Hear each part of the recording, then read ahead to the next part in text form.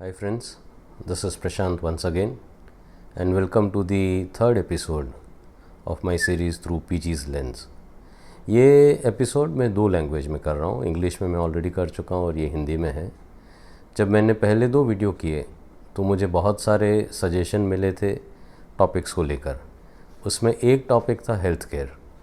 पर मैं health care पे आगे कुछ भी बात करूँ उसके पहले शत शत वंदन है हमारे तमाम डॉक्टर्स, नर्सेज और हमारे फ्रंटलाइन हेल्थ केयर वर्कर्स को जो आज इस महामारी से लड़ रहे हैं. जब वो लड़ रहे हैं तब हम सुरक्षित हैं. और ख़ास करके हमारे वो डॉक्टर्स, नर्सेज और हमारे फ्रंटलाइन हेल्थ केयर वर्कर्स जिन्होंने अपनी जान दे दी हमें बचाने के लिए. याद रखिए, ये वो शहीद हैं जिनको हम तिरंगे में नहीं लपेटते हैं और ना ही उन्हें हम स्टेट फ्यूनरल देते हैं, लेकिन ये भी दुश्मन के सामने जंग में ही शहीद हुए हैं. मैं हेल्थ केयर पे आगे और बात करूं उससे पहले एक अहम मुद्दा है कि एजुकेशन और हेल्थ केयर ये दोनों ही किसी भी इंसान के जन्मसिद्ध अधिकार है, वो जिस देश में भी पैदा हुआ हो. लेकिन ये बड़े दुख की बात है कि आज भारत में ये दो बहुत ही बड़े बिज़नेस हैं. जब हम हेल्थ केयर को देखते हैं तो पिछले कुछ 10-15 सालों में इसके अंदर एक बहुत भारी बदलाव आया है.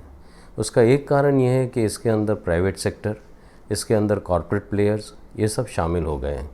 इसका नतीजा ये है कि हमारा health care sector infrastructure point of view से आज वर्ल्ड क्लास हो चुका है. आज इंडिया का मेडिकल टूरिज़म भी एक बहुत बड़ा बिज़नेस है. लेकिन इसके साथ साथ इसका कमर्शलाइजेशन इतना ज़्यादा हुआ है कि आज एक आम आदमी के लिए ट्रीटमेंट एक बहुत दूर की बात हो जाती है. इंसान आज बीमारी से कहीं ज़्यादा बीमार होने से डरता है. आप खुद ही सोचिए, जब आप किसी स्पेशलाइज्ड डॉक्टर के पास जाते हैं तो आप सारी चीज़ें शक की नज़र से देखने लगते हैं. विश्वास की ये कमज़ोर कड़ी एक वाकई बहुत सोचने वाली बात है. उससे आगे जब आप हॉस्पिटल्स जाते हैं तो ये एक बड़ी विडंबना है कि हॉस्पिटल के अंदर उनका हॉस्पिटैलिटी वाला पार्ट आपको पहले अटेंड करता है. किस तरह के रूम्स हैं, किस तरह के रूम चार्जेस हैं और किस तरह का पैकेज आप सिलेक्ट करते हैं, उसके आधार पर आपकी पूरी ट्रीटमेंट की कॉस्ट तय की जाती है. वो ट्रीटमेंट आधारित नहीं है. और साथ में एक बंदा जो इंश्योरेंस का बंदा होता है, जो कैलकुलेटर लेकर ऑलमोस्ट साथ में ही खड़ा होता है, उसको ये जानने में बहुत रस होता है कि आपका मेडिक्लेम कितना है और उसमें से वो कितना पैसा निकाल सकता है. हॉस्पिटल एक दूसरे के साथ कॉम्पीट करने के चक्कर में कुछ बहुत अच्छे जो इंडिपेंडेंट प्रैक्टिसिंग डॉक्टर्स होते हैं, जिनकी काफ़ी बड़ी प्रैक्टिस होती है, उन्हें फुल टाइम अपने हॉस्पिटल में ले आते हैं. स्वाभाविक है, जब इस तरह का इन्वेस्टमेंट करते हैं तो वो रिटर्न ऑन इन्वेस्टमेंट एक्सपेक्ट भी करते हैं और डॉक्टर्स के ऊपर एक तरह का रेवेन्यू प्रेशर क्रिएट होता है. इससे ज़्यादा दुख की बात और क्या हो सकती है.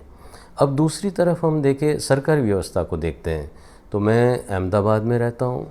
अहमदाबाद में एशिया का सबसे बड़ा सरकारी हॉस्पिटल है और इस महामारी के दौरान ये हॉस्पिटल एक क्रिटिकल जुडिशियल स्क्रूटिनी के अंदर तहत आ गया था.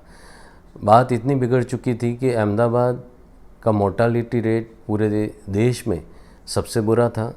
कोविड की लड़ाई पूरी कंट्रोल के बाहर थी और इसके बाद गवर्नमेंट ने स्टेप इन किया, प्राइवेट सेक्टर को अंदर लाया गया और उसके साथ साथ उनके प्राइसिंग पे एक तरह की पाबंदी लगाई गई.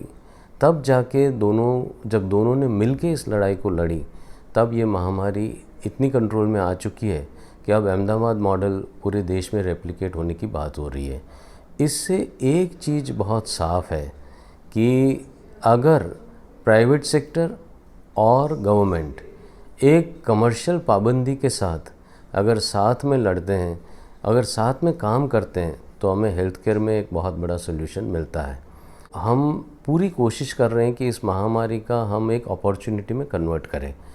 तो मेरा ये मानना है कि ये एक बहुत बड़ी अपॉर्चुनिटी है कि हेल्थ केयर सेक्टर को एकदम फंडामेंटल लेवल पे रिफॉर्म किया जा सकता है.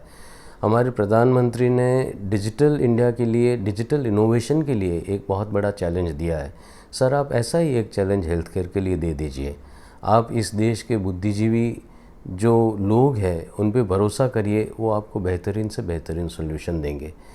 एक सुझाव छोटा सा मेरा भी है, गवर्नमेंट इंडस्ट्री से और प्राइवेट सेक्टर से ये एक्सपेक्ट करती है कि CSR के तहत वो लोग कुछ अच्छे कामों में ये पैसा इन्वेस्ट करें।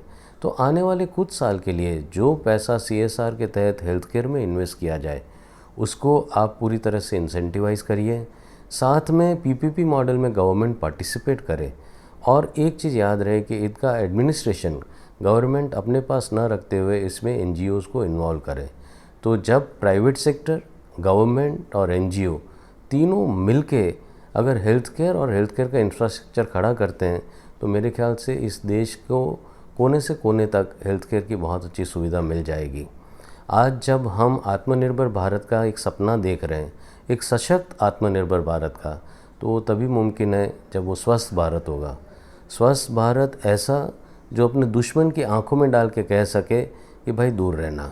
हम आशा रखते हैं कि हम हेल्थ केयर के अंदर एक बहुत बड़ा और बहुत बढ़िया रिफॉर्म आगे चल के आए। इसी उम्मीद के साथ जय हिंद। अगर आपको मेरा ये वीडियो पसंद आया हो, अगर आप मेरी बात से सहमत हो, तो आप इस वीडियो को कृपया जितना हो सके उतना शेयर कर सकते हैं। आप मेरी YouTube चैनल को भी सब्सक्राइब कर सकते हैं।